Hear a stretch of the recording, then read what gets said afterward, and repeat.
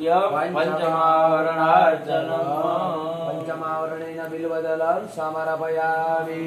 હવે ભગવાનના છઠ્ઠા આવરણની પૂજા કરીએ। એક એક બીલીપત્ર ચડાવતા જાઓ। ओम इंद्राय नमः। ओम अग्नये नमः। ओम यमाय नमः। ओम नैऋत्ये नमः। महाराज हरी पाकड़ी करवानी। नमः। ओम वायवे नमः। हरी पाकड़ीઓ ओम करवानी। सोमाय नमः। ओम ईशानाय नमः। ओम विरूपाय ओम विरूपाक्षाय जरा ओम नमः शिवाय तो देखिए। ओमाय विरूपाक्षाय सीरत देखिए।